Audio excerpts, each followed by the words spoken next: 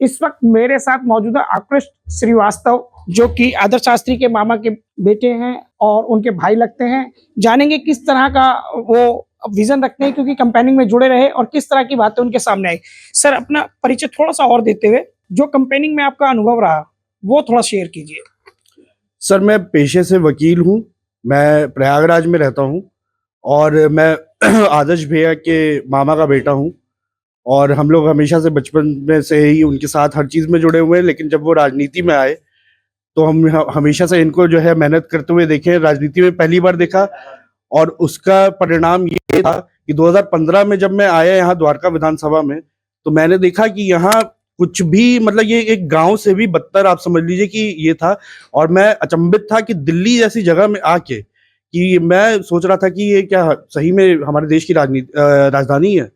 और फिर उसके बाद जब मैं 2020 में आया पिछले चुनाव में, तो मैंने देखा इन्होंने पूरा एकदम पलट दिया है इसको। एकदम जिस हिसाब से था ये पहले, उस हिसाब से एकदम ही इन्होंने अपसाइड डाउन कर दिया था। जो कुछ नहीं थी, मिट्टी थी और इधर नाला था, उन्होंने नालों के ऊपर सड़कें बनवाई, नाले बंद करवाए, कितने काम करवाए।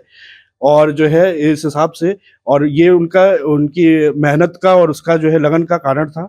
और यही है जो है इस हिसाब से।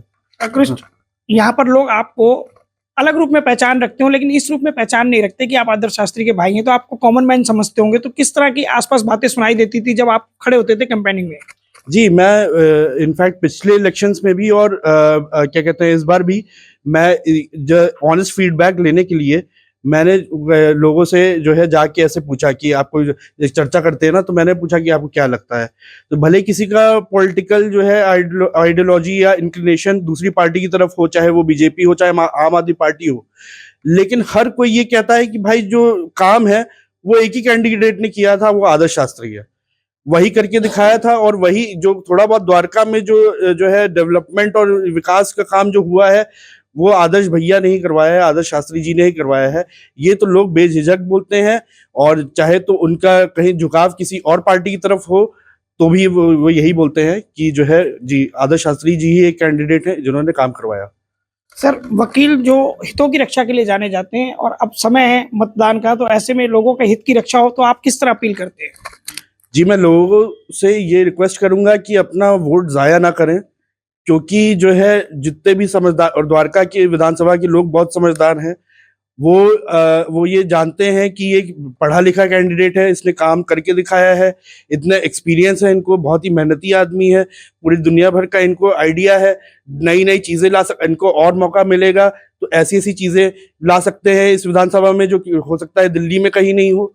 तो जो है इनको आप जो है फिर से वापस लाइए और द्वारका को एक जो है दिल्ली की सबसे शक्तिशाली जो है विधानसभा बनाने में पूरा जो है सहयोग करिए आदर्श भैया का। तो ये थे हमारे साथ आकृष्ट श्रीवास्तव, जिन्होंने दो तस्वीरें साफ की, 2015 और 2020 की, और उसके बाद 2020 से 25 की। और साफ तौर पर इनका ये मानना था कि अगर आपको अपनी सड़क चाहिए, विकास चाहिए, तो निश्चित रूप से आपके सामने आदर्श शास्त्री एक बेहतर विकल्प है।